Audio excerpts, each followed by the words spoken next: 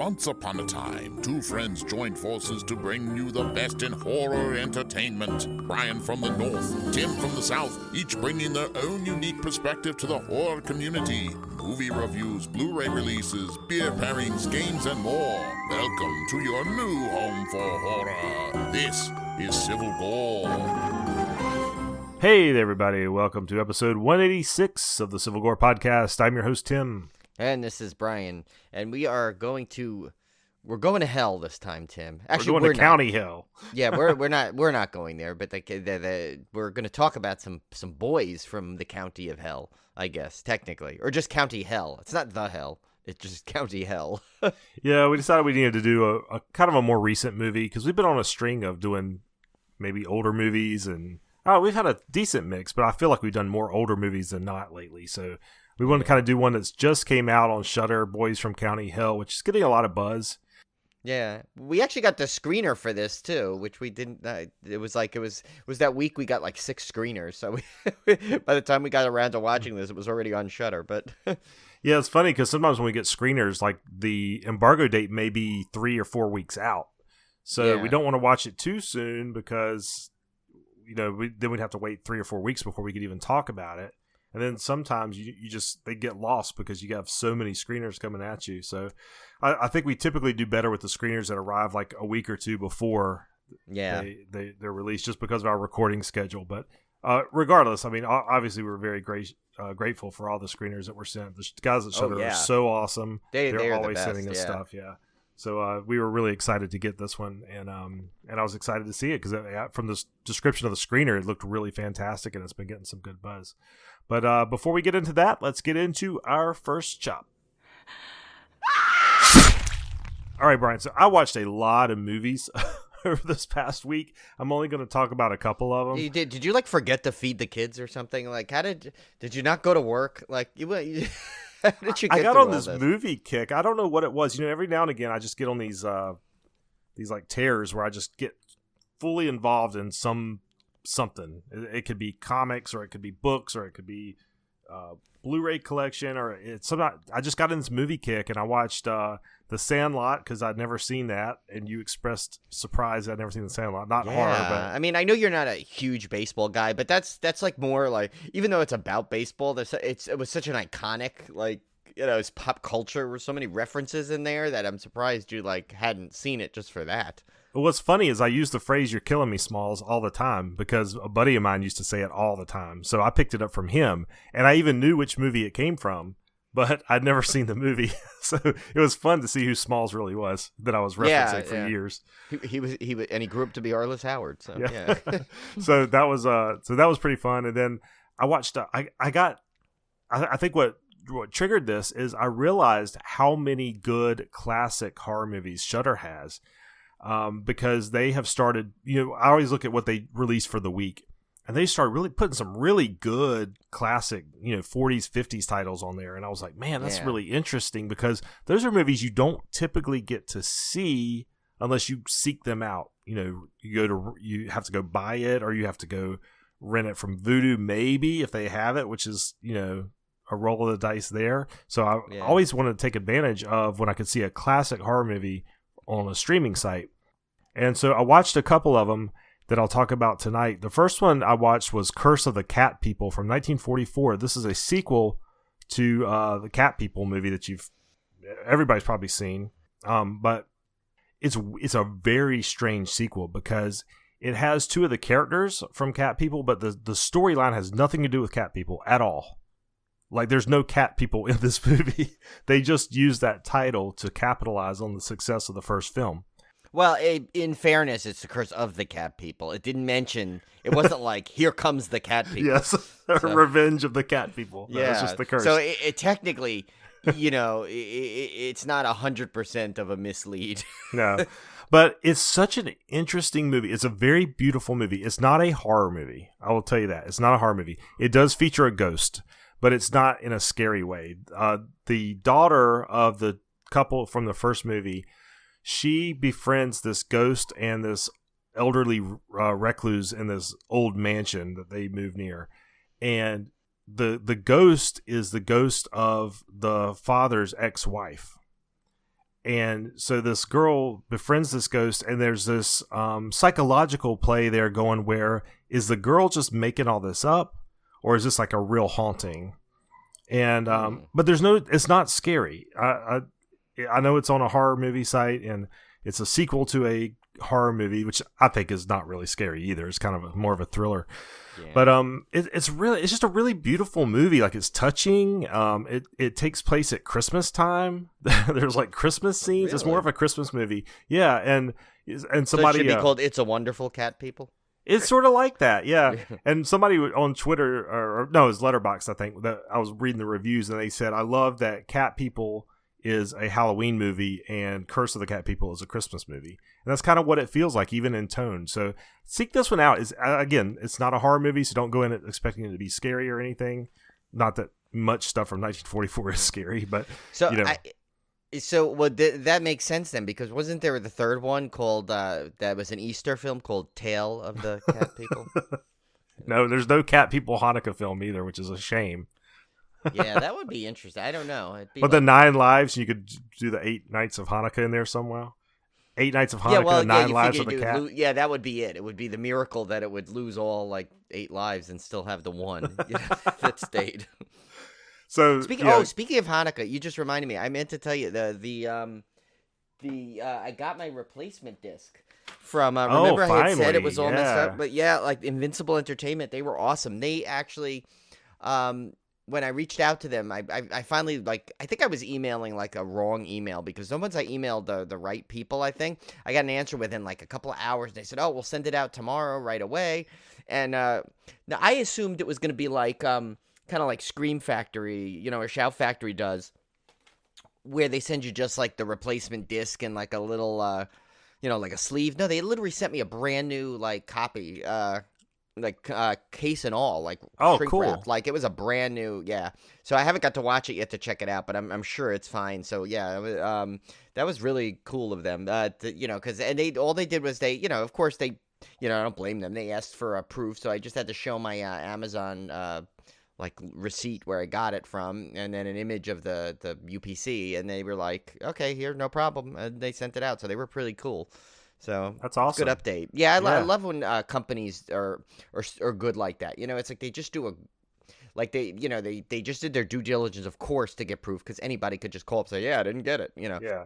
But and they were true to their word. I had it within a few days. It was awesome. So that's great. So the next one I watched, Brian, you have got to watch this one. This one is by far my favorite that I've seen. I love when you discover this gem of a movie that after you finish watching it, you go, "Oh my God, I gotta have the Blu-ray of that." Like, it's that good. This was Curse of the Demon from 1958. It's also, you might find it under Night of the Demon. But not the Linnea Quigley vehicle, right? No. But this one, I had only watched because it was on that top 1,000 horror movie list that I'm going off on Letterboxd, and it's kind of early in the listing. It's like in the hundreds, so 100 to 200 range. So I thought, well, this one might be pretty good, and I saw that Shudder had put it on there, so I was like, "Ooh, this looks really neat." Man, this movie is awesome. So really? It concerns a detective that is investigating a satanic cult, or a rumored satanic cult, and the antagonist of the movie is the leader of this cult, who apparently claims he can summon demons and all this kind of stuff. Well, there is a horrible murder that is purportedly done by a demon, which we actually see happen. And then the whole movie is this detective trying to track this down, figure out, is this real? Is it not real? There's a great seance scene that reminded me of, I don't know if you watched that docuseries on Netflix about life after death, but they had some actual seances that they filmed for that. And this reminded me a lot of that, like the medium speaking in voices and speaking like a child and stuff. Super creepy. And what's interesting, a little bit of trivia about this movie, is the director was upset because the producers basically forced him to show the demon, which he did not want to do. He wanted to leave it off screen, but they forced him to show it. Now, the demon in the movie is pretty cheesy. I mean, it's obviously a rubber suit type thing, but there's something about it. I don't know if you've ever experienced this, Brian, but sometimes when something's like cheesy like that, but it still comes off creepy. I don't know. It's almost like the jankiness of it almost makes it scary. That's how this is in this. There's a movie that does that, and I can't. It's right. I can't think of it right this minute, but I know what you mean. Where it's like so bad, but yet that somehow that like makes it creepier. But I can't. Yeah, that's how this is. Like when I saw it, I was like, it gave me chills. Like I was like, this is. It's obviously like a puppet looking thing, but it's really freaky. And there's an ending. Like the ending to this movie is outstanding. Like there's a sequence in here. There's some really chilling scenes in this movie. I'm gonna go on record for a 1958 movie. There's like some scenes in here that kind of gave me those shivers. So if you haven't seen this one, Curse of the Demon, it's really cool. Got a great premise. It's got some really creepy scenes for the time period, and then that spectacular seance scene, which I absolutely loved. I just love movies where somebody's trying to debunk the supernatural, but we as the viewer know the supernatural was real. It's fantastic. Curse of the Demon's on Shudder. May see it as Night of the Demon. I'm going to pick up the Blu-ray of this. I don't know if there is one. I haven't even looked, but if I can track one down, a good copy, I'm definitely going to grab this one for my collection because it was one of the best undiscovered gems I've seen in a while. I feel like it's that DiCaprio point meme, when you like kind of see that like that the supernatural is there and the character gets it wrong every time, but you like want to like do that point like there it is. Yep, there it is. And funny that you mentioned Shivers because we actually had Lynn Lowry just follow us on Instagram. Oh, that's cool. That's really cool. Yeah, and she was from that Shivers movie that you had kind of discovered. I love that movie. I thought it was cool. Yeah, we both got that great disc on it. Yeah, so Lynn Lowry was who played Nurse Forsythe in that. She followed us on Instagram, so that was kind of cool. I love when we get like a cool like someone from the industry like a good cool like horror person follow us like that. That's exciting. Awesome. Yeah. So the next one up, Brian, you watched, and I got a chance to watch this one as well, but I'll let you talk about it. Yeah, I didn't get to watch the last two, but this was I don't think I realized this was coming, but like it seemed like it just popped on Shudder one day. It was this it's called DEADHOUSE DARK. It's like a Shudder anthology series where each I think there's 6 currently out, and they're all about 15 minutes a pop. So it's like a nice little short film collection. I mean, I thought they were really. The ones I saw, the first 4 I saw were really cool. I still got to watch the last 2. I think my favorite was the one with the where the guy's having the date and he's got the rat problem. Yes, me too. Because rats freak me out, as we've mentioned this many times in the show. So that like actually, it kind of course harkens back to the E.G. Marshall creep show. Very much so, yeah. Thing, but in like a different way and. But yeah, it's just a cool little anthology. Like, did you even know this was coming when it? I had no idea, and when I pulled it up, I was like, "Ooh, this is an anthology! I got to check this out." And then when I saw it was short films, I was kind of even more excited because I was like, "Oh, this is cool because they're all bite sized, and this is not like a huge time investment. Like I can run through this." And I thought they were all pretty strong. I mean, some are better than the others, like any other anthology, but the ones I mean, like you said, that was the rat date thing was my favorite. Rat date, that's what we'll call it. And they all do kind of connect, as you'll find out when you watch the last 2 episodes, Brian. Everything kind of interweaves. But I really liked these. I thought they were great little short films. I liked how they kind of interconnected towards the end. And definitely worth checking out. It's not a huge time investment either. No. It's like, I think the longest, I mean, the 15 minutes it's like it's cut off. I think there's one that's like maybe like 13 minutes. But you know what? I used to miss those because I missed the Shudder. Like, remember they had Bites, the Shudder Bites thing? Oh, yeah. A bunch of shorts they had. Yeah. That's how we discovered Vagiball was off of there. Yeah. And, I kind of hope Shudder gets that back. Like, I hope they put more horror shorts on there. Yeah, those were fun. Yeah, I love horror shorts. So. The next one up is DC Universe, or it's now called DC Infinite. I subscribe to DC's streaming comic service, mostly for Batman, because I'm a big Batman fan. But I just found out recently, I did not realize the Joe Hill comics, I guess maybe I knew it and I just forgot, were an imprint of DC Comics. So they have put all the Joe Hill series comics on DC Infinite, so I can read them for free. Oh. So that was awesome. When I discovered that, I immediately downloaded all the series. They're all finished now. But The first one up was, and I haven't finished these. I'm kind of going through the series in publication order. So I'm going, because there's interesting enough, they put a, aside from the main story, they put this separate story called Sea Dogs that takes place during like the Revolutionary War, where they had these captains that are werewolves try to infiltrate the Navy and get on these ships. So they have this Sea Dog story that runs throughout the entire Joe Hill comic series, and they'll do like a 2-page piece of the story in each comic. So I'm reading it in that. Yes, I'm reading it in that to get you to buy every comic, obviously. But I'm reading it in the order that the Sea Dogs chapters are. But the first one up was A Basket Full of Heads. This is the one that was actually written by Joe Hill. And this one is about this girl that is a victim of a home invasion, but she ends up, there's this Viking axe, this magical Viking axe that she uses to fend off the intruder and cuts his head off. But what she doesn't realize is this Viking axe, it keeps the heads alive of whoever's head it decapitates. So the guy's head is still alive and talking to her. So she puts it in a basket and she's carrying it around trying to hunt down the other people that have taken her boyfriend. And so it's a really bizarre premise, but it's kind of cool, and it's got some really great artwork in it. And that's why it's called A Basket Full of Heads, because she's slowly collecting heads, and all these heads are talking to her. So she's making she's gonna end up with like a big head potpourri. But yeah, yeah, that one's pretty cool. Now the next one up has been my favorite of all of them so far, and it's called The Dollhouse Family. It's about this little girl. She's got a very abusive a-hole father, and she finds this dollhouse. Kind of the same premise you see in a lot of scary dollhouse movies, but she finds this dollhouse, realizes that the dolls are alive, and she learns this chant from them that allows her to shrink to dollhouse size and go in and live with them, essentially. So she does that to kind of escape her abusive household. But what she doesn't realize is there's this room called the Black Room, and the Black Room will talk to you and try to get you to do things and give you a wish. And so the Black Room is trying to convince her to let it kill her father for her. And if she does that, she can stay and live in the dollhouse forever.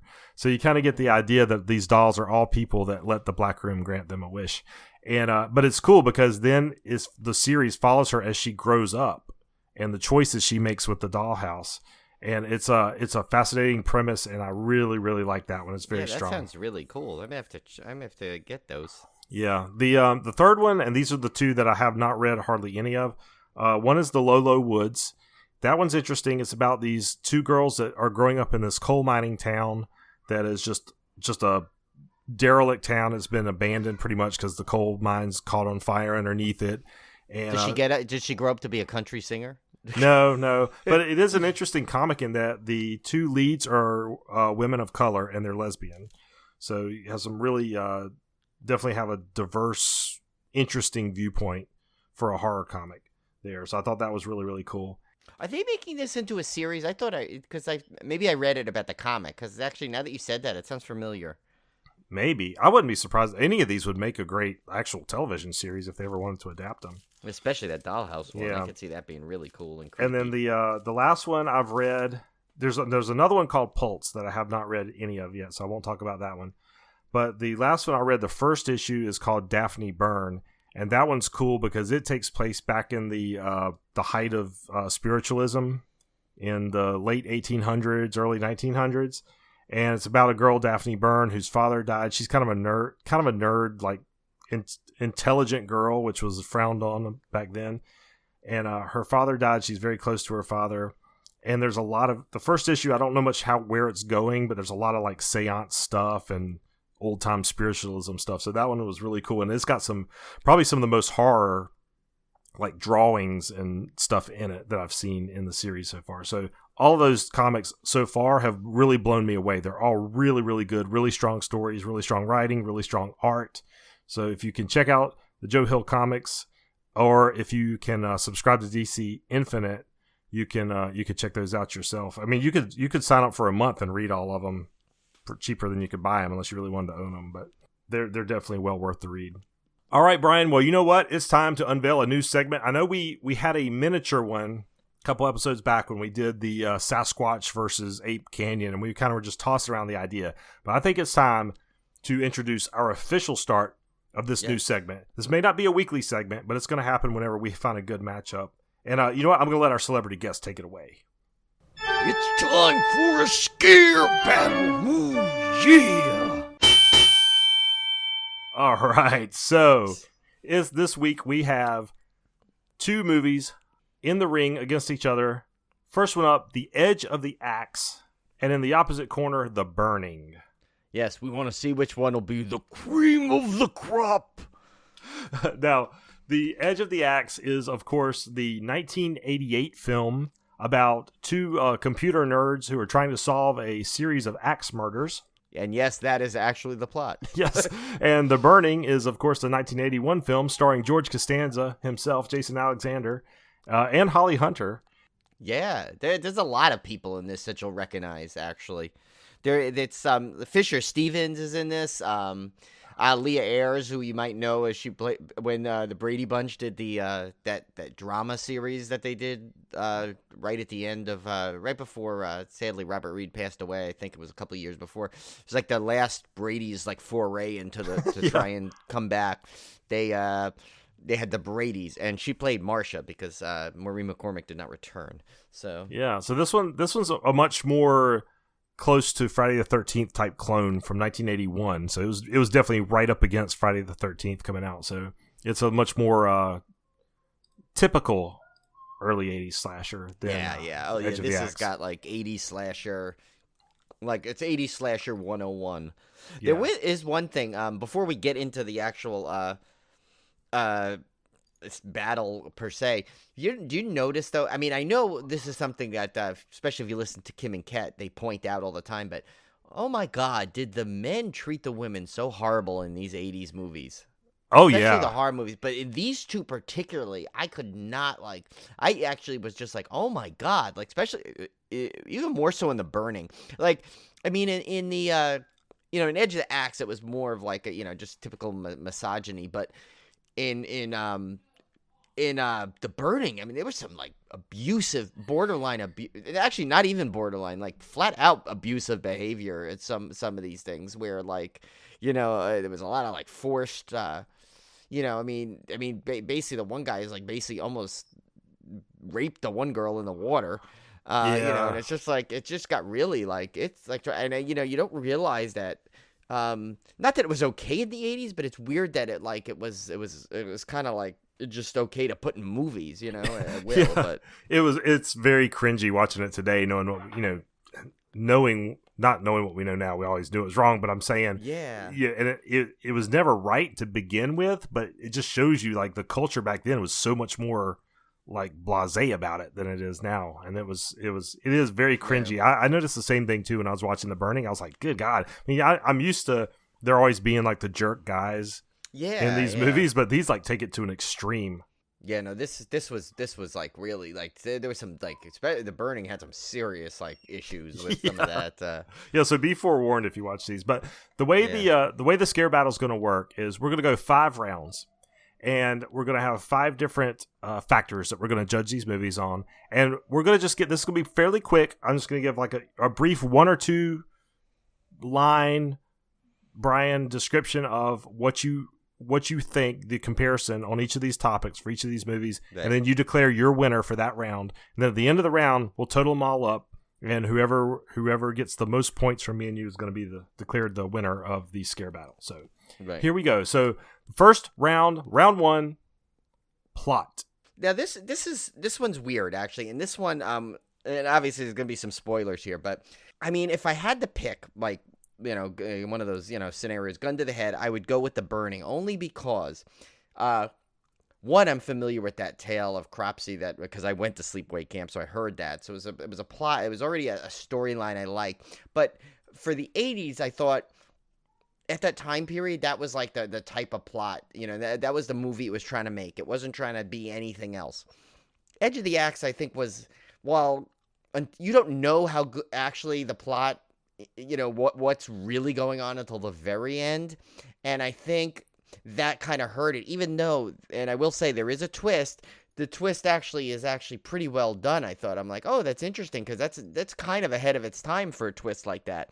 But I think it was a little too, like convoluted. There was too much else going on. These other too many like subplots going on that kind of confused it and didn't make it a cohesive plot long enough. And so when the twist came, I think it while it was cool, I think overall hurt the film. So you're giving your point to The Burning. Yes, I'm gonna give it to The Burning. Okay, well, I'm going to disagree here. I'm going to go with The Edge of the Axe only because it's a good scare battle.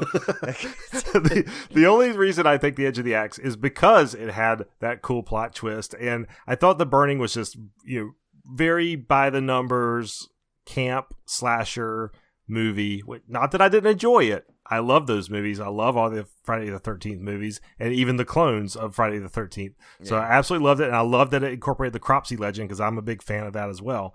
But The Edge of the Axe, I had to get the edge because it had a edge, pun intended. Yeah. Because it has the computer nerds, which are near and dear to my heart, and it's got the kind of the twisty and turniness of it. It just felt different than what had come before. So I give my slight edge of the match to The Edge of the Axe.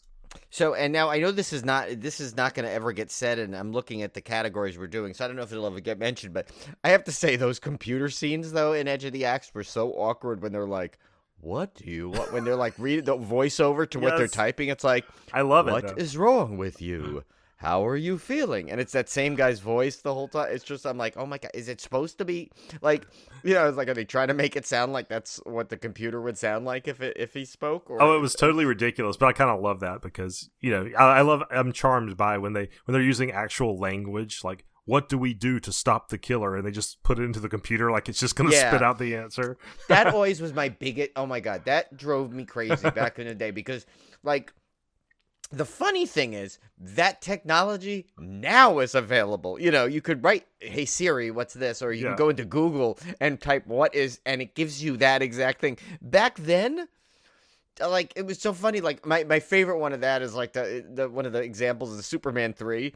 When Richard Pryor's trying to like find the thing for kryptonite, and he's just like typing things. Yeah. He's like, find kryptonite, and then like he just erases it, and then it creates it somewhere. It always cracked me up. Like War Games kind of was like borderline of that, but the thing is, at that point, they established that like he was hacking into like the creme de la creme of computers with a simple modem. So it kind of like. I could buy that a little bit more, that he could do things like that. Like, he was pretty much just playing games until that. But yeah, that always used to drive me insane when people would just type into a computer. They just get a blank screen and we're like, hi, can you give me the coordinates of Joe Smith, please? And then, like, it just brings it all up. And, like, as it is, like, they had the weirdest database program in this anyway, where you could just scroll through and, like, all these names for that. I don't know. Yeah. But anyway. We're digressing, but let's move on to the next round here of the scare battle. All right, so round 2, we're going with characters, and I should qualify this. So we're talking about the actual movie characters, not the actors who portrayed them, because that would be a clear winner in this case, because The Burning has a lot more recognizable actors. Yeah. But we're talking about the characters, and it doesn't necessarily have to be like which ones are more likable. It just needs to be like which characters appealed to you most. Even if they're the most unlikable ones, they might be the more entertaining, right? So right. So, real quick though, just for the day, does Jason Alexander's count as two characters, one for him, one for his hair, or is it just he's one guy in this? Just one guy, but the hair did surprise me. Yeah. Okay. All right. So for me, I'll take this one first. The characters in The Edge of the Axe, I said I really liked the nerd characters, the computer guys. I thought those were pretty cool. But the rest of them, I just found. I don't know. I didn't find them as memorable. Now, it could be the acting because you had a lot more powerhouse actors in The Burning. Like, I mean, Jason Alexander's character is basically George Costanza, the young version. I mean, he basically plays George Costanza. He's a little more braver, I think, though. He's a little braver than he's a little braver, yeah. But he kind of has some of the same swagger, I guess. Yeah. But so that really appealed to me. And as nasty as the guy we were mentioning before that's so cringy towards the women, as nasty as he was, in a way, I'm not saying that appealed to me, but it was memorable. Like it really stood out how bad he was in the pantheon of jerk movie guys. Like he was a grade A Chad from top to bottom, and I just thought that was it stuck out in my mind more. whereas the characters in The Edge of the Axe, I felt were largely forgettable. I really like the two computer nerd leads, but the rest of them, I could go either way. So I'm going to give the edge to The Burning for sure. Yeah, actually, did you notice that? Didn't the blonde? There's two of the blonde girls, like the blonde computer girl in Edge of the Axe, remind you of the blonde girl that was also in The Burning. They looked alike. They're not the same actress. But yes, they did actually. Yeah, they actually look very similar. It's kind of it made me do a couple of double searches on IMDb. But yeah, I'm gonna go with The Burning too, also on this. Just because, well, for one reason, I mean, like you said, other than the two main characters in Edge of the Axe, the rest of the characters, they were like just random people thrown in there that were like introduced only to be nothing as part of the movie. Yeah. Whereas in The Burning, like everyone kind of played their role. Like everyone they introduced in it, like, you know, was in it.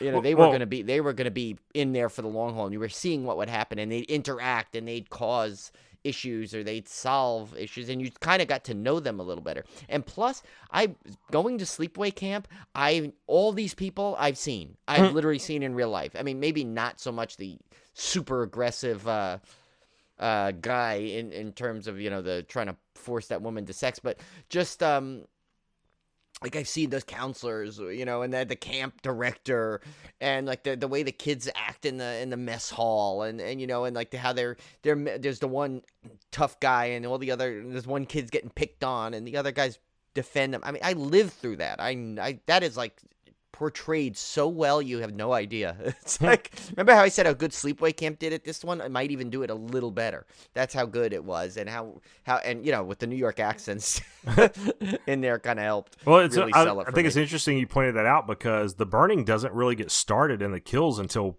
like a third of the way. I mean, it's like 30 minutes, at least 30 minutes before you ever see anything happen. And I think it's because there is so much good setup of the characters. There's a lot of build up. And like you said, you really get to know those characters. Whereas in The Edge of the Axe, I don't think you get that same kind of closeness to the characters that you do in The Burning. So no, in fact, like I watched actually Edge of the Axe twice for this, and I wanted to. It was funny because like the girl that turned out to be the main character kind of just comes in, and I had not expect her to be the main character. Like, she just kept, like, the way I looked at it is that, she just keeps sticking around. Like, I literally thought it was the other guy, and the girl was going to be the main two people. It was weird, that one. It's just the character development. And it was, like, other, like, that, like, the priest was weird, and that one, like, I don't know, there was, like, some other, like, it was, like, the guy that was, like, down by the railroad track. I mean, there was just people brought in, and then like you never see them again, but they have such a when they bring them in as if they're going to be important, I think. So they just didn't handle the characters well.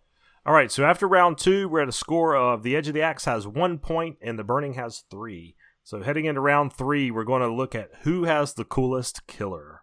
I mean, I think the next two are pretty. I feel pretty strong about, but I'll just go to this one first because we're on a killer. I really think the Edge of the Axe killer. I mean, when you find out who, you know, at the end of the twist with it, I still don't think it's enough for me to. I think the killer is kind of boring in that one. It's just you know, the mask is kind of a little bit creepy because it's got no face on it, but it's very plain. It's like almost like a paper mache mask. Yeah, it's just like a. But it's like really just not like, I don't know. There's nothing to it, and the killer doesn't have any kind of characteristics that stand out, you know. And Cropsy, you know, there's no secret who it is. You know it's Cropsy. I mean, yeah, maybe back then, you know, you know, after seeing Friday the 13th, you may be all kind of be on a little bit of edge, like, oh, maybe it's not Cropsy, you know, maybe it's Flopsy or something, you know, but yeah, I mean, it's kind of obvious, you know, who there's no secret to who the killer is, but still, I think it's just, I like the legend of Cropsy. I'm all in on Cropsy, so it's like, to me, it was like, you know, you kind of like just, I don't know, it's just, there was more to him. Well, also, I mean, I'm going to go with the same. I think this one definitely goes to The Burning because you got the great, when you finally do get a reveal of the killer in The Burning, you get Tom Savini going crazy on the makeup, which was awesome. That's true. I didn't even mention that. How good that like was at the end, like when you finally see his face. You know? So you get to see some great Tom Savini makeup, whereas the Edge of the Axe is more of kind of like a Scream reveal. You know, you pull the mask off and it's just a normal person under there. So as much as I did like the twist of the killer in the Edge of the Axe, no question the cooler killer was the Cropsey from The Burning, and especially as we get into our next category, we'll see why that is. Yeah. So Tim and Brian both give the killer to The Burning, and that brings us up to the Edge of the Axe is kind of getting slaughtered right now. Yeah, no 5-1. Yeah, 5-1. Ouch. Yeah. Okay, so let's go to the next category, see if it can catch up. This is kills. Like, which movie had the coolest kills? I will say, the Edge of the Axe is all axe murders, essentially, pretty much. But some of them are kind of brutal. Like, there are some that are a little cringy. Like, made me like, because if you think about what it would look like to see a real person get murdered by an axe, it's probably very similar. It's probably very kind of just bludgeony. And I thought they did. I did not like they killed the dog though. I was very upset with that. Yeah. Obi had a problem with that too. He did not like it. He didn't care for that scene. But I thought for a kind of a quote unquote boring old axe kill, I thought they were done pretty well. They kind of looked a little realistic, which made it a little creepier to me. But the burning, garden shears, you can't beat garden shears. Garden shears are that's one of the best kills in the Friday the 13th series. Yeah, no, and there was one sequence, that sequence on the raft, I think just like if it was a tie going up to that point, that sequence on the raft in the burning, just would take it home there. I mean, that was that was like, 5 kills in like a 4-second span. The way he jumped up like that and just got everybody on the raft. I mean, that was really cool. And I think, even though it's like they're both kind of, it's funny that in this there's just the signature weapons for each of them. But I got to tell you, you've seen an axe a lot of times, but garden shears are like something, that's it's always a creepy thing that like I don't even like when like Julie used them for, like when we had the house in East Meadow and she would like trim stuff. Just looking at garden shears, something about them, they just look so like the axe, like it, you could see it coming. Like no one could swing an axe fast, that fast, like to where you can kind of like at least possibly get out of the way or defend yourself in some manner. But like with garden shears, it's just go and like 3 slices in about 2 seconds. Well, also here you got Tom Savini doing the kill effects, so right. They're going to be top notch. Now I will say this. One caveat. The special effects artist in The Edge of the Axe was none other than Colin Arthur. And Colin Arthur is a very respected British special effects artist. He created Falkor for Neverending Story. Most of the monsters in Neverending Story he created. He's done tons of. He did makeup for The Abominable Dr. Phibes, 2001: Space Odyssey, vampires. I mean, tons of stuff. Not only horror, but other movies as well. So he's definitely no slouch in the special effects. It wasn't bad. Like the effects weren't bad in Edge of the Axe. They were just not as exciting, and that's not his fault. No, but I just point that out because just to show you that the Edge of the Axe actually had a very fantastic kills. Just that Tom Savini just kind of puts it a little bit over the top there. So we're going to give both those points to The Burning, and that brings us to our 5th and final round, and this is just, Brian, scare factor. Which movie was scarier overall? Okay, so I go this one. Yeah, to me, I mean, and I hate to say this because it's probably like my whole jadedness, but neither one was particularly scary watching it, so I'm gonna have to put myself in the movie to come up with a better thing. And going to sleepaway camp and knowing, hearing that legend of Cropsey with the counselors trying to freak us out, I know how being at a sleepaway camp can be really creepy. Living in a town where you don't even know, like half the people don't even know a murder's there, and I don't know. It didn't seem like there was like if I was in that movie, I'd just be walking around. I think I'd be one of the people that just kind of, someone else died, huh? kind of thing. But like, I think about, obviously if you're in the camp, you're a camper, well, there's some fear there because you see people are getting slaughtered and being on a sleepaway camp property sometimes is scary enough. So I definitely think I would have to give the edge again to The Burning. And like I said, that's why I did that because, neither one movie, like I found myself being like scared. Because, it's probably part of the reason, like, maybe back when if we would have watched these both in the 80s, maybe. But, now with all the slashes we've seen, It's just none of them are particularly scary. So that's why I had to put myself in the role, because I want to give it a fair shot. And if I do that, then absolutely The Burning for me. Yeah, same here. I think now I will say this. I was very pleasantly surprised by The Edge of the Axe. I was expecting another Friday the 13th clone. I thought it was going to be pretty terrible because you don't ever hear much about this movie. One reason is it's a Spanish title. Is all American actors, I believe, but it's a Spanish director, and so I don't know that it got the same like release over here that like a cult movie like The Burning got. So I had never really heard of it until I saw it on Shudder. So I had no expectations going in, but I thought it was really solid. I thought it was a pretty darn good early 80s slasher. Plus it had Alien, the arcade game in there that not Alien like Ripley, and all that, but like it had that old game Alien. I don't know if you remember that. I totally remember playing that back in the day. Yeah, it had a lot of cool stuff in it. So I thought definitely guys worth a watch. But I have to give the edge, of course, to the scare factor. I mean, Garden Shears, Cropsy being the killer with the deformity. Oh, everything about it was much more scary than The Edge of the Axe, which felt more like a kind of an X-Files episode than an actual scary killer stalking the thing. So The Burning.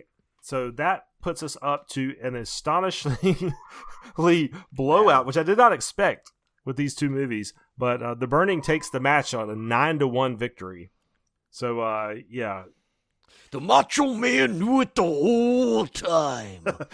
No question that The Burning has the bigger cult appeal these days, because I've heard of The Burning, even though I've neither seen either of these movies. I had heard of The Burning for years, so I knew that was a cult classic. No surprise there that it takes the victory. I was a little surprised at how lopsided that victory was, but we'll have more scare battles to come, and maybe some surprising results. You never know how it's going to go with these. Yeah, but I do know one thing.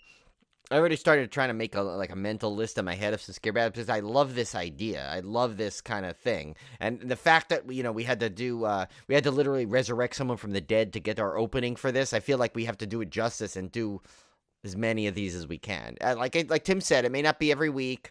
It could be. I mean, maybe we'll have a couple of weeks in a row with them, but I think we want to make it also a little bit special too. So maybe like not every week is a good thing for this, because that way it'll be. But I mean, we were toying with some ideas. I thought a fun idea would be to like sometimes save a bunch and do like a WrestleMania style with like a whole match card, And if you guys have any suggestions for scare battle matchups you want to see us do, definitely let us know, and we'll try to get them on the show. Yeah, and I kind of, even though I put some of these on my mental list, I kind of want to stay away from like the original versus remake, because I think that's just been done everywhere. I think I like the more challenge of taking two just similar genre movies or subgenre movies and doing it that way. Like I think just that's a better challenge to me. Like a remake, and because a remake versus the original, that's too hard. There's too much emotion. And the original's always going to win, typically, unless most likely. Yeah, I mean, it's rare. Like I can't. Like right now. I don't even think of one because of the nostalgia factor and the emotional connection most people have to the originals. So yeah. So if you have suggestions, kind of, you can stay away from those. And I would say it doesn't necessarily have to be like the same kind of plot or the same genre or subgenre necessarily, but you could also do like which of these two Dario Argento movies are the better one. You could put two of those up against a director. These are two films he did kind of around the same time period. Which one? I thought that'd be a cool kind of head-to-head matchup. Or even like these both movies show Donald Sutherland's ass. Yeah. Which one is better? like we're talking like that. Don't Look Now, hands down winner. Already calling it. Yeah, I mean that's that. I only gave that example because I don't want anyone to pick it because it's obvious that who's gonna win. It says "Don't look now," but you can't look away. It's never looked better. I'm telling you. Yeah, the 4K version of that. Yeah, we need to see that if it ever comes back to a theater. We need to see that in IMAX. Oh man, can you imagine that? That would be like a cloud. Just seeing it like. Well, let's turn our attention away from Donald Sutherland's ass once again. As hard as that may be. As hard as that may be, it seems to come up on every episode now, but. Let's talk about Boys from County Hell. This is a recent release on Shudder. This movie was made last year, directed by Chris Bow. It stars Jack Rowan as Eugene Moffat, Nigel O'Neill as Francie Moffat, Louisa Harland as Claire McCann, Michael Howe as S.P. Macaulay, John Lynch as George Bogue, Fra Free. Is that a typo? Yeah, that's the way it was. No, that is it. Fra Free as William Bogue, Morgan C. Jones as Charlie Hart, Andrea Irvine as Pauline Bogue, and Robert Nairn as Abertok. Real quick about the Fra Free. When I looked at that, all I could think of is I know it's not exact, but like remember in Santa Claus the movie it was like for free when like John Lithgow said that. That's what I could picture. Like you want to go Fra Free, but I don't know who. We need to know more about Fra Free. I think that so. name is that's an awesome name. I love that name. All right, so a crew of hardy road workers led by a bickering father and son must survive the night when they accidentally awaken an ancient Irish vampire. So this is now I will say for this movie, be prepared. You may want to turn your subtitles on because there are some thick Irish accents in this movie. This is a movie you need to focus on. Not that, like, you shouldn't focus on the movie you're watching, but there are movies you can watch where there's, like, slight distractions going on in the background, or you can turn your head away. I feel like the accents were so authentic and so strong in this that, like, I found myself rewinding, or Tim said there was a couple of times I had to put the subtitles on because I wanted to make sure I caught the line. And it's, it's like, because but that's what made, I thought, the performances so good in this, because it was so authentic and so natural that, like, they were not presenting like it was in a theater. Like if you didn't hear the line, like screw you, that's the way they're delivering it, and it made it actually pretty authentic sounding and really cool. Yeah, so this one it's a very strange movie because Brian and I were talking about this actually before the show, trying to pin this one down, and we're not going to give spoilers because we want you to go watch it. It just came out. So this one had elements of Fright Night to me. It felt very Fright Night-ish. There are some things that kind of reminded me of Shaun of the Dead in a way. You know what else it reminded me of? And see if you're going to say this. A little bit of that Leprechaun one. Yes. That one remake that was was different than it wasn't the Warwick Davis one. It was like the other like Leprechaun, like that old, more the legend. Yeah, not just because it's Irish, but because because the feel of the movie, the tone. Yeah, the feel, the legend of like the actual like. They took back. They didn't make it like they didn't try and make that part hokey. Like the legend was the legend, and that was. They wanted to have the authentic legend, not like the more of a made up one. Right. So, yeah. It felt like I got that. authentic. Yeah, I got the feel of all those that you said, plus that. Yeah. Now, the one thing I will say that this movie it starts off with a bang. Like the opening sequence is super cool. Oh yeah, it's like you're like what? Like the hell? It's like your eyes are like if you're like getting into this movie and think you're gonna get eased in. Next thing you know, your eyes are popping out of your head because you just don't expect it, and not that it's like a jump scare in any way. No, it's just a really creepy scene. Yeah, and it's like shocking. Well, like you don't, and they don't explain it. You don't know what's happening until well later. So it's like you're kind of like stuck with like the visual of it until you find out why. And I'm not going to spoil it here, but unfortunately, I kind of got a little bit spoiled from it because I was listening to the Colors of the Dark podcast. And Rebecca McKendry covered this movie, and she kind of gave away that opening sequence. Well, she does no wrong, so we can't blame her, Tim. No, I don't blame her. Be careful there, because you were getting like almost like blaming her. She didn't ruin it at all, but I kind of knew a little bit of what was coming when I saw that, but it did not lessen the impact. It was still super cool. So I'm not going to even give even that little bit away. So if you haven't listened to the Colors of the Dark yet, you may not want to until after you see this. But and it doesn't spoil anything about the movie. It's just about this particular scene. But I thought it was really cool. Now, one thing, there's kind of a buddy dynamic going on. There's somebody. I don't know if you ever seen Letterkenny, Brian. No, I've heard of it, but yeah. Yeah, Letterkenny's about Canadian, like rural Canadians, and there's like this big buddy mentality of all these people that know each other. And I kind of felt that in this somewhat because I heard somebody describe this as an Irish Letterkenny. And I was like, you know what it does? It's not as nearly as funny because Letterkenny's like freaking hysterical, and this one doesn't go that far for the laughs. But it does kind of remind me of that. Like you got these rural guys out there kind of living together, working together, know each other so intimately. So there's this automatic, like really strong camaraderie between them all. And then they're kind of having to go against this external force that they're finding themselves involved in. And I thought that part of the movie was really cool. And that's where I kind of think I got the Shaun of the Dead vibe from. Yeah. The two main characters in Shaun of the Dead, that just that tight friendship bond. I think that's kind of where I was getting that tone from. But the one thing that kind of, I would say, confused me. Well, let me back up and say I really, really liked the movie. I thought it was really cool, really well done. The premise was super cool. Some of the scenes were super creepy. But I may have not liked it as much as I've seen some other people say they liked it. Only because of what I'm about to tell you. And that is, I felt like at times it did not know whether it wanted to be a horror comedy or if it wanted to be a straight horror film. Yeah, I agree. There are elements that seem like it's going comedic and then they pull back. And then there are elements where it's like super horror-y and it pulls back. I don't know how to explain it other than I've kind of felt like it never quite committed to one or the other. Did you get that feeling, Brian? Yeah, no, 100%. And we kind of touched on that quickly in our conversation before we started too. It was the same. I was like, I really liked it. I really enjoyed it. But I saw like a lot of like rave reviews, and I'm like, it's just missing that mark for me, and I couldn't figure out why. And I think that's exactly what it is, because it, and especially because it has that little Shaun of the Dead feel. It has this, so it's like there's a lot of like it goes back and forth.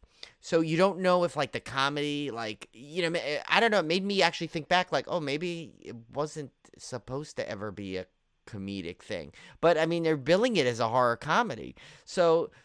And, you and I are always on that camp where it's like, you're going to make a horror comedy. You kind of have to go make sure it's a good balance. And I don't think this could keep that balance properly.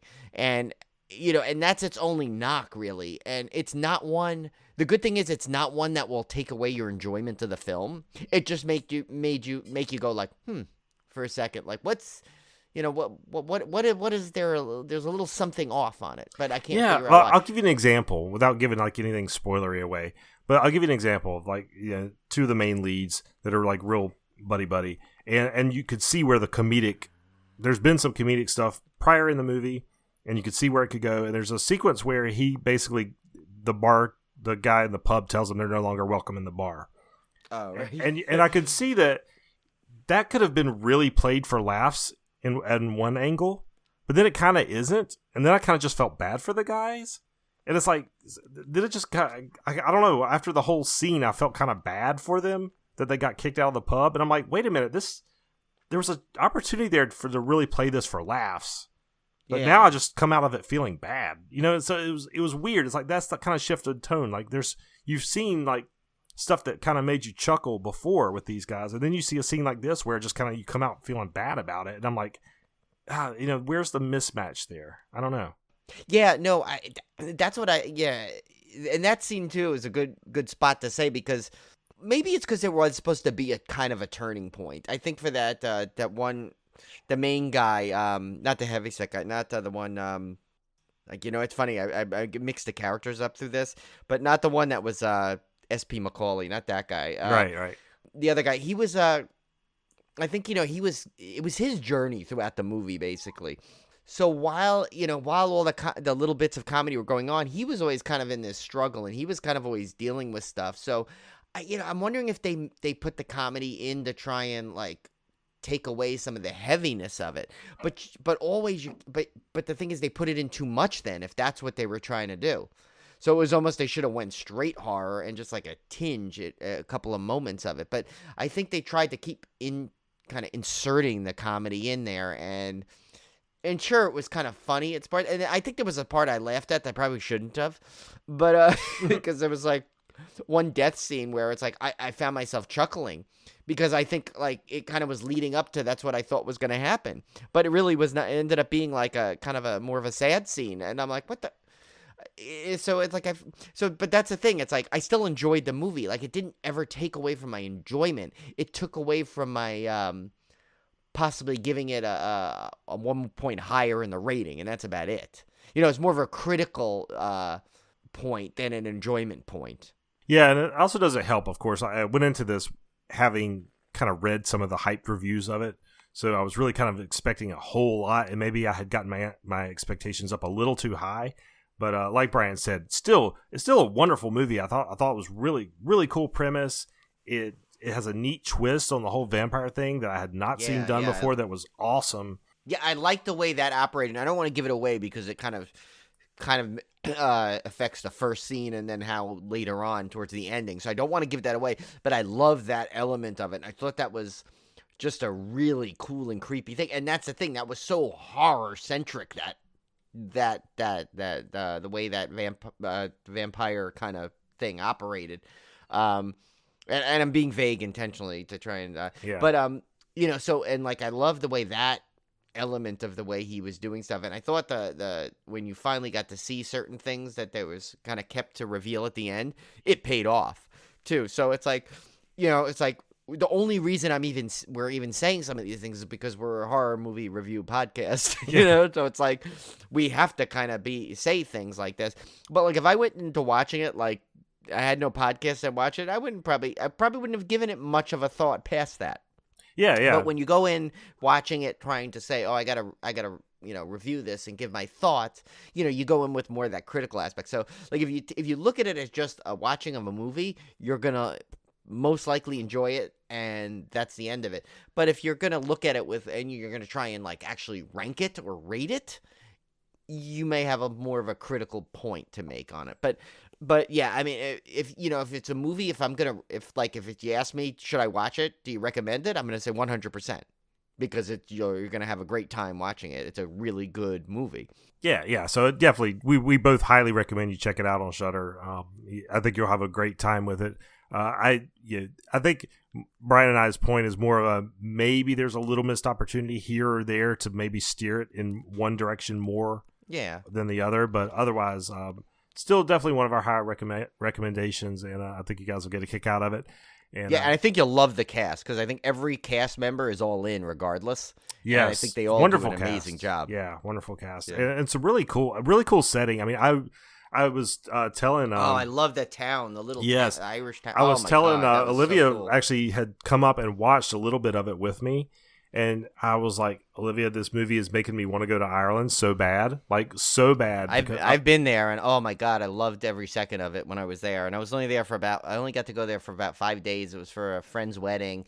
But the last 2 days, we got to really got to see all like the Giant's Causeway and a whole bunch of old castles. Oh my God, Tim, you would love it. You would go nuts. Yeah, because I always wanted to go over to the UK, and remember I was taking a flight one day to actually, I was going to Gen Con in Indiana, and I was on the flight with a doctor that was sitting beside me, and we got talking in conversation, and she said that I kind of mentioned that I wanted to go to the UK. I've always wanted to do a big UK trip with my wife, and she said, well, it's the easiest thing in the world to do. Now, this was pre-pandemic, maybe a little harder right this second, but she said, it's the easiest thing in the world to do. She said, it sounds like such a big deal to get over there, but she said, I'm telling you, you can pack and book a flight in 2 weeks and you could be over there enjoying it. And she said, I'd tell you, you need to fly into Ireland first. And she said, visit Ireland before you go into London or wherever you're going to go for the touristy stuff. She said, definitely go to Ireland and stay there for a few days because she said it's absolutely beautiful. The people are so friendly. She said you'll absolutely love it and make that part of your trip. So I've always, ever since I heard her talking about that, I've always said, if we do go over there, I'm definitely going to make Ireland our first stop. Yeah, actually, I remember one of the coolest moments in Ireland. We were walking. That was my friend Heath, his wife's family, and I stayed at their house. But we were walking through the town of Belfast, and we were just walking through. And I remember we went to this little market, and I was we bought I was eating cockles, just with a little toothpick out of the shell, and I'm just like, this is so cool. This it's the equivalent there of to me when you go grab a bag of those roasted peanuts in New York City. Yeah. But this was I was eating cockles, I mean, how cool is that?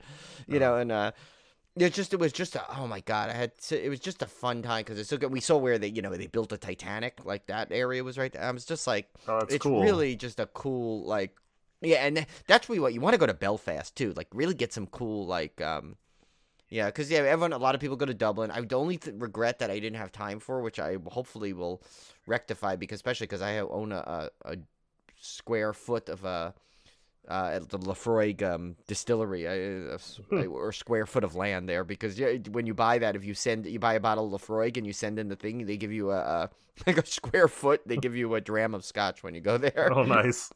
But so I've always wanted to visit Scotland, of course. Anyway, so I didn't get a chance to take that boat. You can take a boat over to Scotland. You may. That sounds like a trip I think I need to do myself. So maybe we'll do one, and we'll do like we'll look at the horror history of stuff there. Oh, that would be cool. That'd be cool. I mean, how fun a trip would that be? Oh, that would be great. That'd be awesome. We need to do that. Okay. All right, so let's get to our beer pairing, which this should have been a Guinness, but it wasn't. We found a different one. Well, yeah, no, I think I found a good one here, and that is Abertex Kiss. Literally, the villain, I guess you could say, in this movie, I found a beer named after him. It was a microbrewery though. It's called Two Hound Red Brewery out of Glen Ellen, Illinois. It's 5.4%. So it says Abertok was a villain in Irish mythology who is believed to have provided the inspiration for Count Dracula. Abertex Kiss is an Irish-style red lager that is a bit nutty, slightly sweet, with a kiss of roastiness, and the color of Abertok's favorite drink. Oh, that's cool. A vampire beer. Yeah, and the thing is, though, I think this is sadly, this is a one-off. I know I usually try and stick with ones, but how do I pass this up for this movie?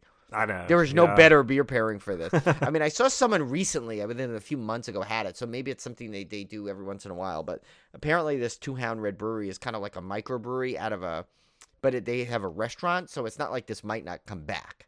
That's cool. I felt it was worth it. Nice.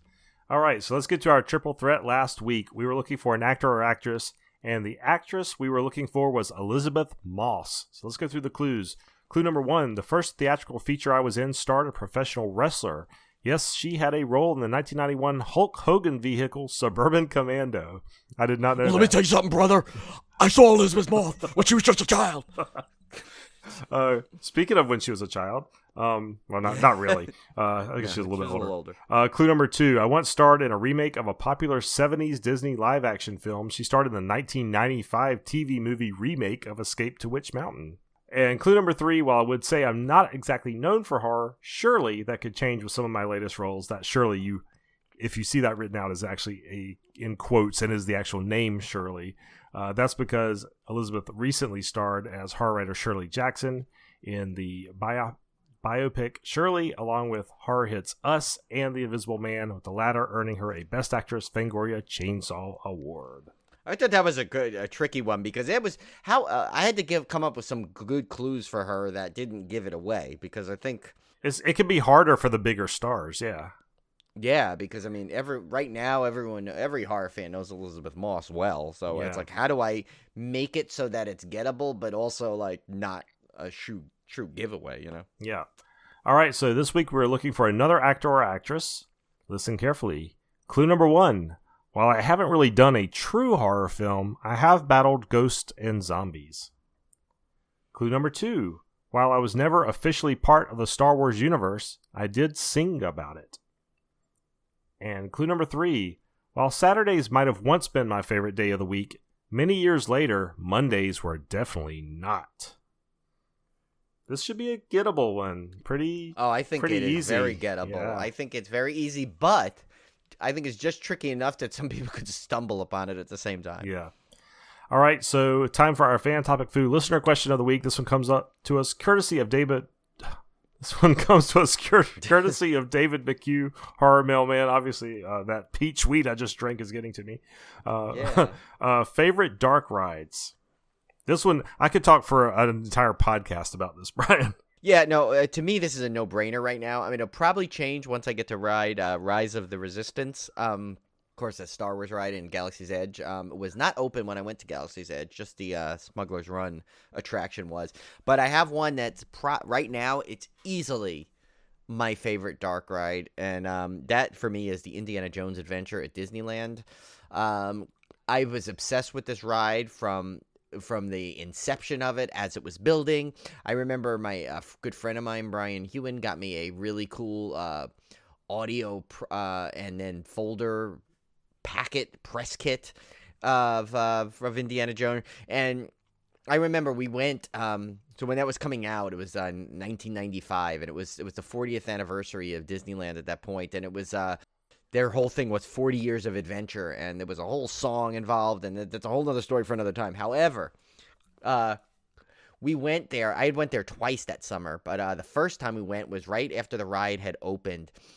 I remember we got to the park, went with a group of friends from college, went right to the park, waited on a line that was close to 3 hours long. Now, I don't know if you know Disneyland, Tim. Have you been to Never. Disneyland? I know you've been to Disney World. Okay. Never. So where it's located is kind of where it's right past the Jungle Cruise in Disneyland. The line stretched out all the way to like almost the beginning, the end of Main Street in the hub. Oh my gosh. So I remember we waited a good like 2 hours. The second we got off that ride, we immediately went right back on that line again and waited another 2 hours for that ride again. That's how blown away I was at that ride. And I mean, I was obsessed with it. Like I literally listened to there was a radio DJ at one point. I forgot, and I'm forgetting his name, but anyway, I recorded his riding it on a cassette tape. And I remember I used to listen to that over and over again. And I had and the audio press kit had the music to it and the sound effects. And I was just like, everything to me for the like years and years was Indiana Jones adventure. I mean, of course, there are some other amazing ones I love. I really loved Dark Castle. Sadly, that's no longer there. Busch Gardens. I mean, pretty much any haunted attraction I love. I don't know if you count, if you're going to count Star Tours as a dark ride. I mean, some people may, some people don't. It's, but yeah, I mean, right now, if I had to pick one, 100%, it's right now it's Indiana Jones, and of course, not even mentioning the Harry Potter one. Oh yeah, the Forbidden Journey, which we love, and and it's weird because I definitely count this as a coaster, but some people count it as since it's a combo. Like we love the Mummy. How many times did we go on that thing? Oh yeah, really. This was a very hard one for me because I don't know if I could choose a favorite because I love all dark rides. I love good dark rides. I love bad dark rides. That's true. Yeah, even the worst dark ride is a great dark ride. Yes, I mean I love all of them, and so it's really hard for me because there's so many that were my favorites. Now, if you had to pin me down to an absolute favorite, I have not ever ridden Indiana Jones, sadly, because I've never been to Disneyland.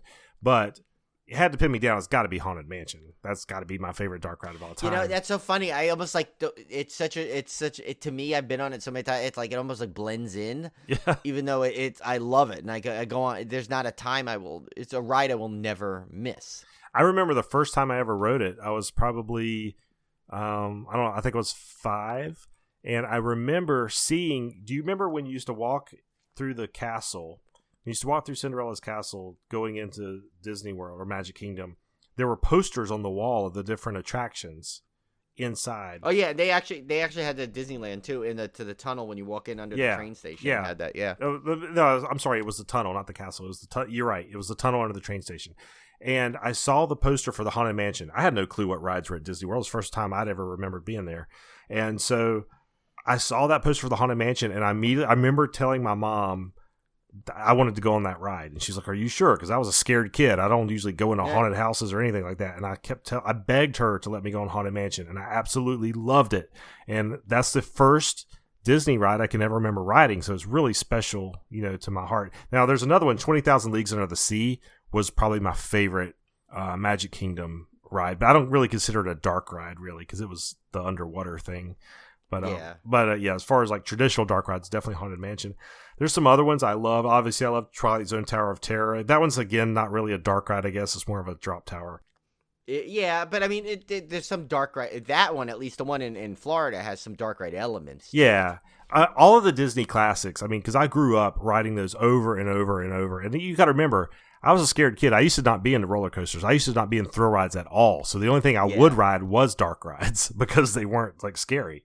Yeah, and dark rides have all, that was where, like, even in like the more regional parks, the dark ride would always have some sort of theming. And I'm all about the theming and the build up and the pre-show. And yeah. So You would always count on that with the dark ride. And actually, that's why you got to get to Disneyland, because Disneyland still has all the extra classic dark rides that Disney World didn't have. Like, but it's got Pinocchio, it's still got Mr. Toad there, it's got the Alice in Wonderland, which is like it's a 2-level dark ride. Yeah, see, I definitely want to get to Disneyland. I'm so bummed I didn't get to the Coaster Radio meetup there. Oh, I know. That was like there was like such a great trip, but it was definitely one of the things missing was that you guys, you and Kev and weren't there, because that would have been. I'm gonna get out there. I'm gonna get out such a there fun for a trip. West Coast trip at some point. But one of the rides that stuck out to me, I was trying to think of just rides that stuck out to me. One of them was Horizons at Epcot. Man, I loved that ride. No longer there, sadly enough, but in the early days of Epcot, Horizons was one of those rides that like gave you a glimpse of the future. So you'd go through all these scenes of these families of the future and stuff. I was completely charmed by it. I love that ride. Every time I went to Epcot, that was the first thing I wanted to ride was Horizons. That's true. Epcot has some good dark ride, believe it. You know, some people forget. Like, it had the Figment one. It had the Ellen DeGeneres one. Yeah. It had the one in the Spaceship Earth. It had I always loved the Land. You know, living with the Land. Oh, that was the kids' favorite ride at Epcot. Can you believe that? The Land. Can you believe that? No, because there's something about it that's so cool. I don't know what it is, but like it's like you're literally think about it. If you were a kid, right, and someone said, "Hey, we're going to Disney World." Okay, or Disneyland, or whatever. Like, I'm just saying Disney. I know it's not at Disneyland. I'm just saying, like, that kind of an epic thing, right? We're gonna say, but one ride we're gonna take you on for sure is a boat ride to teach you about agriculture. Yeah, I know. Yeah, they'd look at you with 3 heads, like, what are you talking about? Where's Space Mountain? Yeah. Where's like It's a Small World? But there's something magical about it that's where, if there's ever, I swear to God, if there's ever a more example of Disney magic that you could get kids excited about an agricultural boat ride that's literally telling you a lesson. Yeah, they rode it 3 or 4 times. I mean, there's Soarin's right across the way. There's all these other, Nemo rides. The Spaceship Earth. I mean, look at not Spaceship Earth, the Mission Space. I mean, all these crazy Test other track. attractions. No. They want to go ride the Land. They want to go learn about agriculture for 3 or 4 times. Right. They loved it. Tell me, have you ever, if you think about it, what better like that? Is that not Disney magic? I know it was insane, but yeah, I mean, I love all dark rides, and I'll tell you, the regional parks, the jankier the haunted house, the more I love it. That's why you got to go to that one in Santa Cruz, the one I told you about before. Where the first thing you do is you literally spiral down below the boardwalk. You know you're going under because that's where the track just takes you on a spiral. Oh, it's so great. Yeah, I love it. The cheesier, the better. I love all dark rides. I will never turn down the opportunity to go on a dark ride. Oh, yeah. That is my dream. Like, remember how, like, Michael Jackson built, like, in the Neverland Ranch, right? Like, if I had that kind of money, I would totally build a dark ride that, like, you enter, like, through my house. Like, I just go say, okay, guys, you want to come on and go on a ride? And then you just open up a room, and then you're into the queue line. Like, I would totally, if I had billions of dollars extra, to do, I would totally build a dark ride that's, like, exists within animatronics and everything going on. Oh, yeah, the works, like the pre-show. Oh, well, I guess, I mean, another one I got to mention, too, that I was kind of obsessed with, and I mean, this is one of those ones where it's borderline dark ride, maybe just simulated, but the Back to the Future ride. When that was at Universal, that was so good. Oh my God, that was one of the coolest because like you got so immersed in that whole like institute, like, and you're walking around, and then how cool was that you just open up a door and you freaking get into a DeLorean? I mean, come on. Yeah, I was so bummed when they took that out. Yeah, that was one. I mean, yeah, granted. I mean, I get it. The Simpsons are popular. But, like, I still don't think even to this day, and I'm going to go on record again saying this. I remember I told you this 100 times. I think I've told Mike and EB this 100 times. But the biggest missed opportunity they continue with that building is how do they not have, during Halloween Horror Nights, a Treehouse of Horror overlay of that ride? It is so simple. Yes. It seems like a no-brainer. It's so easy. Come on. How is that not a thing? I mean, you're talking about, like, one of the most famous repetitive Halloween specials was Treehouse of Horrors by The Simpsons. You got a Simpsons ride. You have the ultimate Halloween event. How do you not do that? Well, here's the other thing that frustrates me about Universal. I can understand, okay, you took out the Jaws ride, okay. I mean, that's a bummer, but I know it was a maintenance nightmare. But then you take out King Kong. Well, I bet you regret that now because now King Kong's like super popular. Right. Well, at least they put it back though. They did Skull Island. Well, that's true. That's Reign true. of Kong, but then you got like Men in Black. Like nobody remembers Men in Black now. That's like a dead IP. no. Pretty much. Although that is a fun ride. It's a fun ride. It's a great ride. Yeah. But I'm like, come on, man. I mean, if you're going to pull Back to the Future because it's a dead IP, then Men in Black needs to be rethemed to something else too. So Yeah, and especially because with The Simpsons, right? Why did they go simulator? I mean, I know. Well, I should say why because Universal half the things there are simulators, but. Like, why didn't they just do something different? Like, I would have totally done, like, just a classic Simpsons dark ride as my first Simpsons attraction. yeah, You know, you could make it all zany, like a Mr. Toad or like a Roger Rabbit cartoon spin. Where you're spinning around through Springfield. And you can all still that put stuff. screens in there and mix it in with the animatronics and stuff. Yeah, I don't know. Yeah, and it's funny. Actually, another one too. It's like it's funny when you think about it because it's really like almost kind of an educational attraction, like everything Epcot there. And I know it's no longer there because it's the Frozen ride. But I love the Maelstrom. I used to love. Oh, and yeah. I even loved that like River of Time ride in the Mexico Pavilion. Oh yeah, yeah. Epcot had a bunch of good dark rides, really. I mean, Yeah, I mean, to me, like you said, it's like we could literally go on for another hour and a half. we just do the dark and ride then probably podcast. Yeah, Yeah, we really should just do the dark ride back because dark rides to me have always been my favorite thing. It's always been like you said before. I was afraid to go on coasters. You could always go on the dark rides. You can go on the Disney dark rides, and you'd get your money's worth because you'd see stuff you haven't seen. You'd go through those old little like clunky dark rides and even the regional parks, the little haunted houses. What was that one that horrible, like, I mean, right now it's like horribly offensive. That one at Myrtle Beach. Yes. What my is that one god, called? yes. But even that's like fun if you trying not to think of the horribly racist overtones of the ride. But What is the the ride name? itself is fun. Oh my god, that's a Family Kingdom. There's a what Is it called? It's a dark ride. You're shooting Mexican bank robbers or Is it something. like Pistolero or something? It's something with a pistol. Is that right? Because you shoot things, but yeah, because that one I remember you guys warned me. You're like, well, you got to go on this ride, but we're gonna warn you, it's horribly offensive. And I'm like, what do you mean offensive? Like what way? You know, it's like. I mean, we're already insulted as being New Yorkers from that guy in front of the Myrtle Turtle, but Yeah. So I was like, what? Oh, How are we it's gonna called get it? But then I It's realized- called the Great Pistolero Roundup, That's right. Yeah. Okay. I knew it had Pistolero. and it's a That's Sally right. Corporation ride. I mean, it's like it's a Sally's one of the biggest dark ride manufacturers in the world. They're like that's like Sally Dark Rides is a major player. I mean, and I guess okay. I mean, you're not like shooting immigrants across the border or anything. I mean, you're shooting bank robbers. It's supposed to be, but it's still like in today's climate, it's every stereotype. That they could put in there, oh my god, it's very cringy. You got if you ever go down to Myrtle Beach, definitely go to Family Kingdom and ride it. It's a fun ride. I mean, it's a great shooter, but yeah. Oh, and we should mention because I don't think we can mention dark rides without mentioning probably one of the most incredible ones, and it's still one of my favorites, of course, but like just with so many other ones but I have to mention Pirates of the Caribbean because of course that is like that revolutionized, I think, it's so many ways the dark ride of what you could do. that would be my number 2 behind Haunted Mansion for sure. No question. Well, when you get on Indy, actually, well, Indy basically, you've been to Animal Kingdom, right?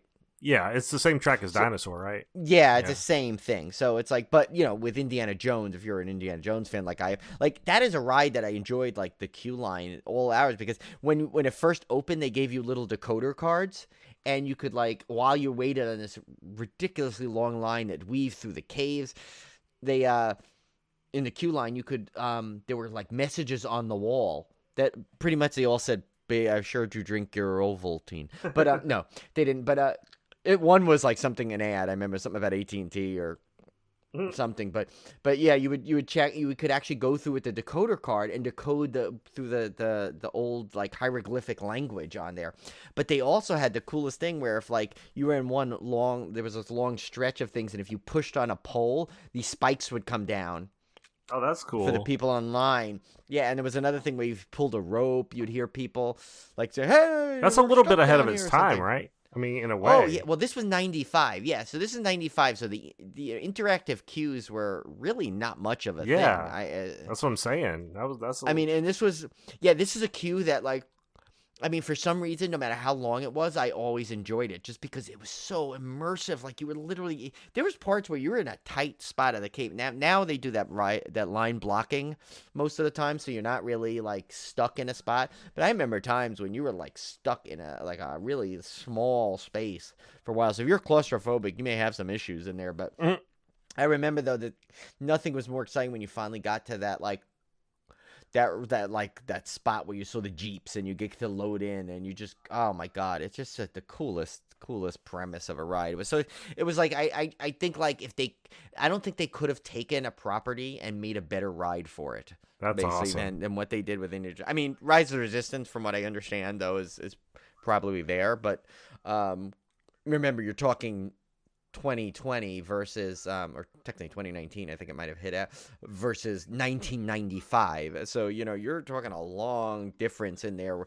And like when Indiana Jones came out, there was nothing like it like that. It was incredible. We'll get out there at some point, Brian, and do a big West Coast roundup of all the theme parks for sure. Oh yeah, definitely. All right, guys. Definitely. Well, we will get out of here, and I will tell you, we have got a really good one next week. This next movie that we're doing next week, and you guys can try to guess it if you want to on social media, but this is a movie that scarred me for life, Brian. Yes, and we've mentioned before it's scarring Tim for life, so it's not like we've never told you this story. It's definitely, we've discussed this film many a time, actually, I think, throughout the history of Civil Gore. We also have a couple of cool guests coming up. I think we have I know two have been confirmed. Two interviews segments have been confirmed already, and we have a third. Just trying to wait on the date. So the next few weeks are going to be really exciting. We got a lot of cool stuff coming up. Yeah, and we're getting close to we're getting close to Summer Slaycation time as well. Yeah, we got Summer Slaycation coming up. We have our 200th episode coming up, which we have some surprises for that. I mean, this is like, it's weird. It's like sneaking up on us. But you know what? I'm kind of glad because after the year that we all experienced last year, it's kind of like I feel like it's rewarding to come up with such exciting stuff for the podcast coming up. Yeah, we got a really good couple months coming up. So stick around. And of course, if you want to get in touch with us, hit us up on social media, civilgorepodcast@gmail.com, Facebook, Instagram, Twitter, and we will be happy to interact and answer all your questions or take suggestions for the show. Yes. All right. So in the meantime, stay out of Ireland. There's too many blood-sucking vampires over there. And enjoy the scare battle.